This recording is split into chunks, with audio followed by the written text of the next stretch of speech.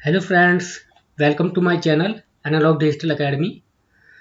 और दोस्तों, आज हम बात करने जा रहे हैं नैंड गेट की।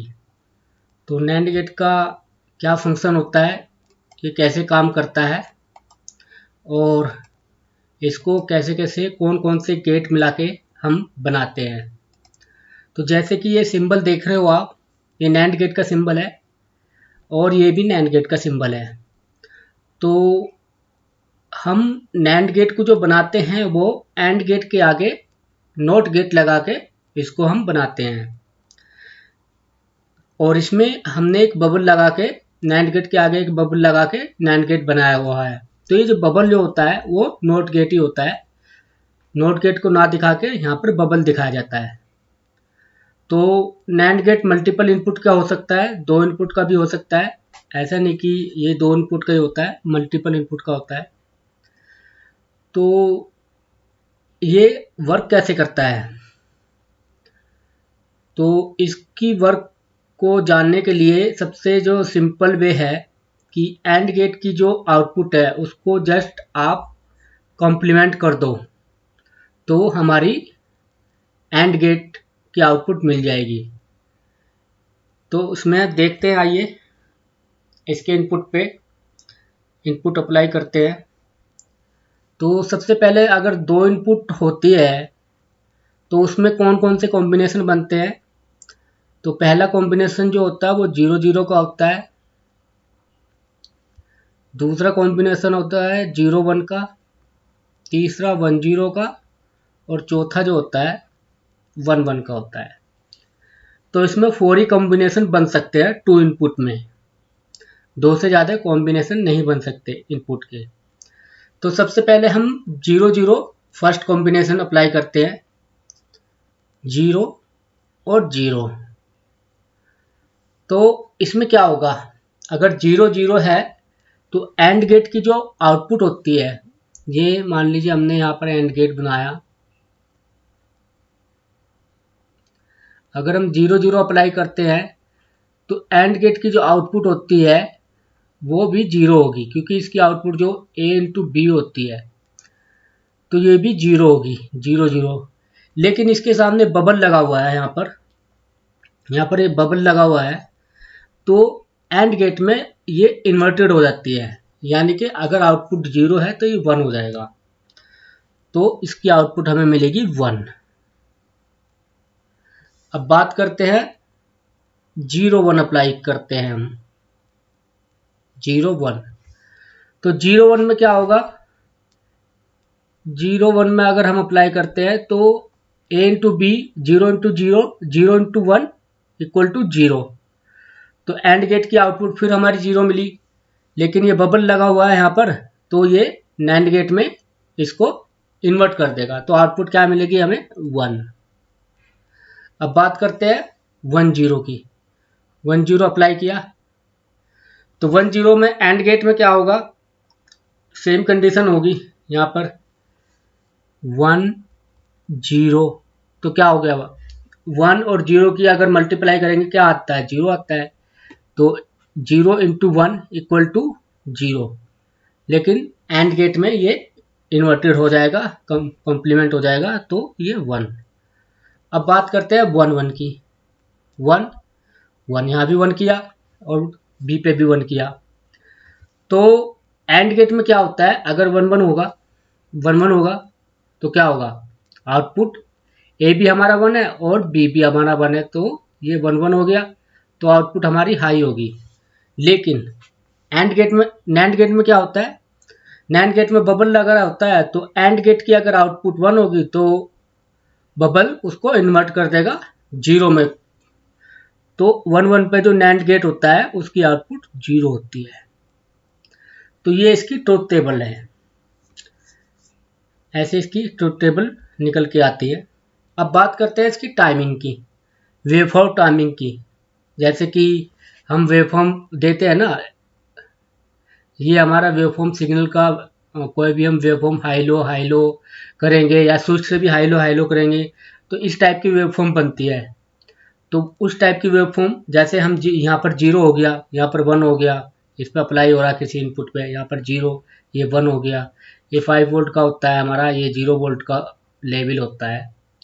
तो ये हम यहाँ पर अप्लाई करेंगे।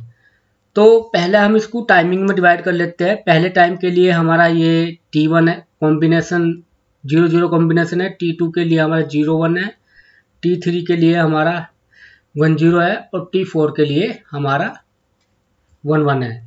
तो इसकी टाइमिंग पे हम इनपुट देखेंगे, उसके अकॉर्डिंग हमें आउटपुट मिलेगी कि किस टाइम पे कौन सी इनपुट हाई है कौन सी लो है, तो हमें वो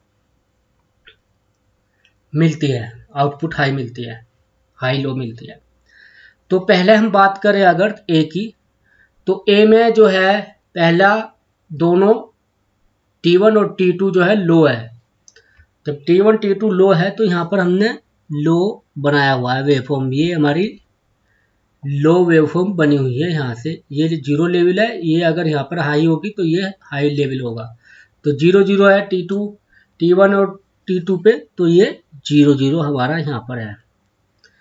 अब ये T3 पे हमारा हाई हो गया है 1, तो यहाँ पर ये हाई हो गया।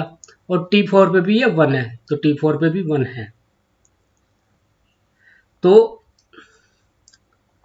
और आगे भी हमने टी दिखाया नहीं गया, यहाँ तक हमने लोई के रखा है। ऐसे तो हम बहुत टाइमिंग बना सकते हैं, अनकाउंटेबल टाइमिंग हो सकते हैं ऐसे तो।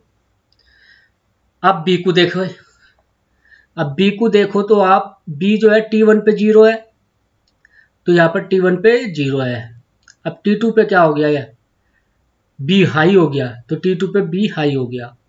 अब T3 पे क्या हो गया, बी 0 हो गया। अब T3 पे ये हाई से लो हो गया।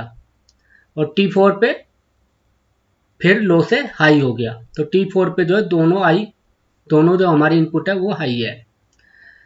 तो अब हम अगर इसकी वेवफॉर्म बनाएं तो कैसे बनेगी, तो अगर आप इसकी ट्रुथ टेबल को देखो और ट्रुथ टेबल को देख के वेवफॉर्म बनाओ तो आपको बहुत आसान लगेगा ये।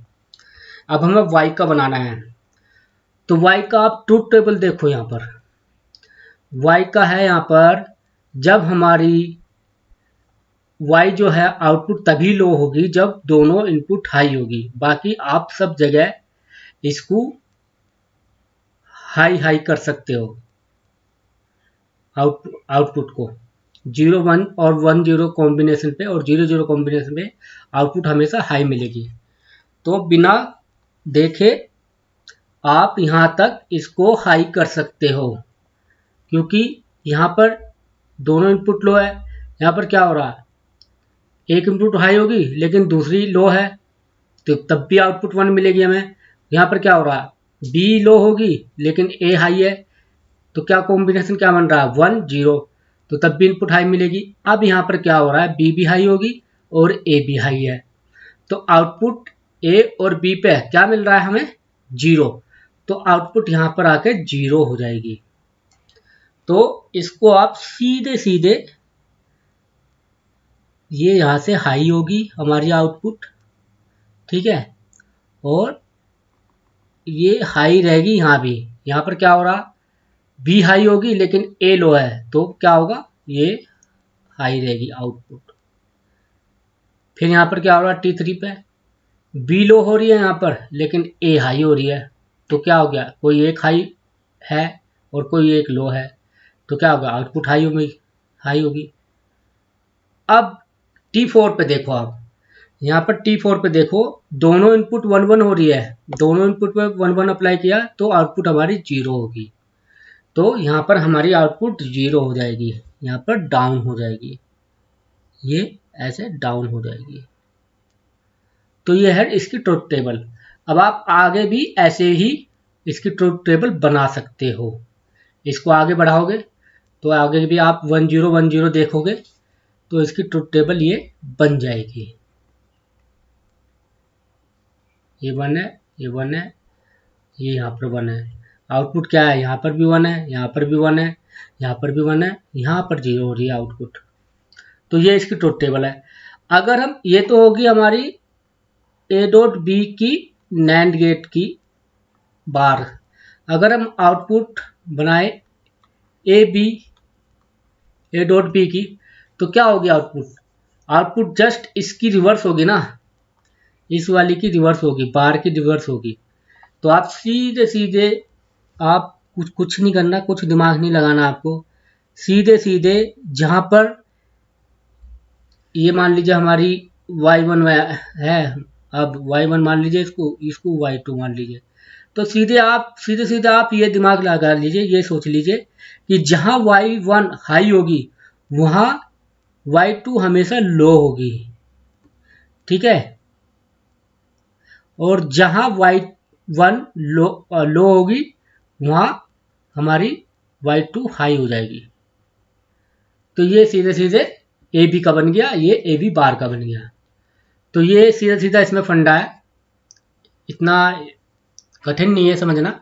जब जब आप इसको बार बार प्रैक्टिस करोगे तो ये आपके याद हो जाएगा, अच्छी तरह आपको मेमोरी में ये आ जाएगा।